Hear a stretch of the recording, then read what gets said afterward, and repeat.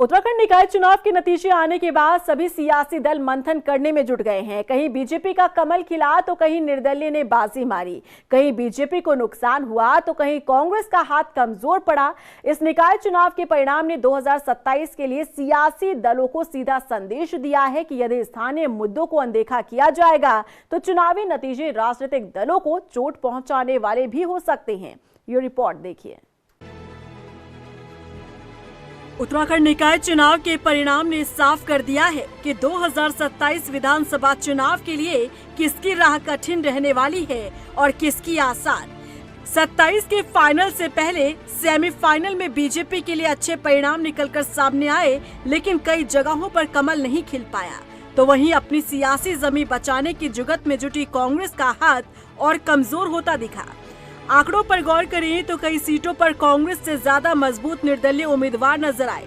कांग्रेस के बराबर सीटें लाने में निर्दलीय उम्मीदवार सफल रहे। सभासद के पद पर तो निर्दलीय उम्मीदवारों के आंकड़े चौंका देने वाले हैं। निकाय चुनाव के फाइनल रिजल्ट से समझ सकते हैं कि आखिर इस चुनाव में किसका पलड़ा भारी रहा। प्रदेश के 11 नगर निगम में बीजेपी के 10 मेयर प्रत्याशी जीते। एक सीट पर निर्दलीय प्रत्याशी ने जीत हासिल की। श्रीनगर नगर निगम में निर्दलीय की जीत हुई। कांग्रेस नगर निगम में खाता ही नहीं खोल पाई। नगर पालिका अध्यक्ष की बात करें तो 43 नगर पालिकाओं में बीजेपी को 17 सीट, कांग्रेस को 12, बसपा को 1 सीट मिली। तो वहीं 13 निर्दलीय उम्मीदवार नगर पालिका अध्यक्ष पद पर जीते। बात अगर नगर पंचायत की करें तो 46 नगर पंचायत में से 15 नगर पंचायत के अध्यक्ष पद पर बीजेपी ने जीत हासिल की। कांग्रेस ने 15 नगर पंचायत अध्यक्ष सीट जीती। 1 नगर पंचायत सीट पर बसपा और 15 पर निर्दलीय की जीत हुई। कुल मिलाकर निकायों में 100 अध्यक्ष पदों पर बीजेपी के खाते में 42 अध्यक्ष पद आए, तो वहीं कांग्रेस के खाते में 27, बहुजन समाज पार्टी के पास 2, तो 29 सीटों पर निर्दलीय उम्मीदवारों ने जीत हासिल की। वहीं 11 नगर निगम में पार्षदों की बात करें तो 540 वार्ड में 259 सीटों पर बीजेपी ने जीत हासिल की। 46 सीटों पर कांग्रेस जीती। 1 पार्षद बहुजन समाज पार्टी का, तो वहीं 1 पर उत्तराखंड क्रांति दल ने जीत हासिल की।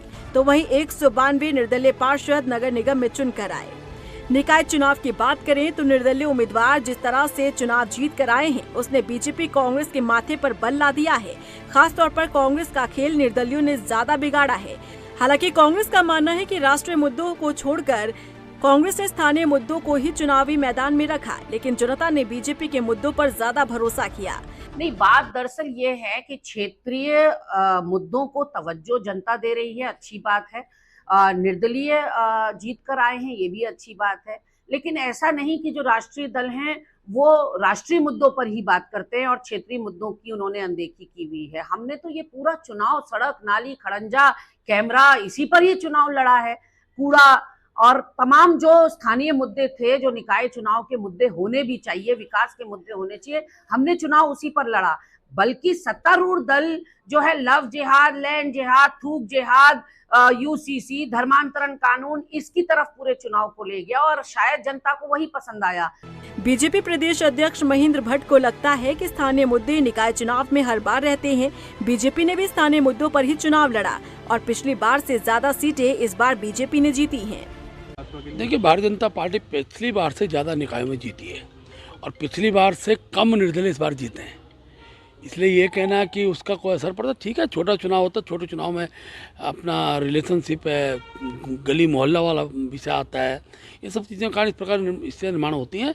लेकिन इसमें भारतीय जनता पार्टी के कमल के निशान पर जीतने वाले सभासदों की संख्या सबसे ज़्यादा है। चेयरमैन जीतने वाले हमारे महापौर हैं, उनकी संख्या तो एक तरफा है और नगर पालिका पंचायतों में बहुत अच्छे मतों से आगे जीते हैं। लेकिन पिछली बार से हमने आगे गेन किया है, ये बड़ी बात है। निकाय चुनाव के नतीजे सियासी दलों को 2027 चुनाव से पहले मंथन करने का मौका दे रहे हैं, क्योंकि इस बार स्थानीय मुद्दे ज्यादा हावी रहे। यही कारण है कि निर्दलियों को इस बार ज्यादा फायदा मिला है। ऐसे में जरूरत है सभी समीकरणों को देखते हुए परिणाम पर मंथन करने की। रफ्तार मीडिया के लिए देहरादून से मनीष जंगवाल की रिपोर्ट।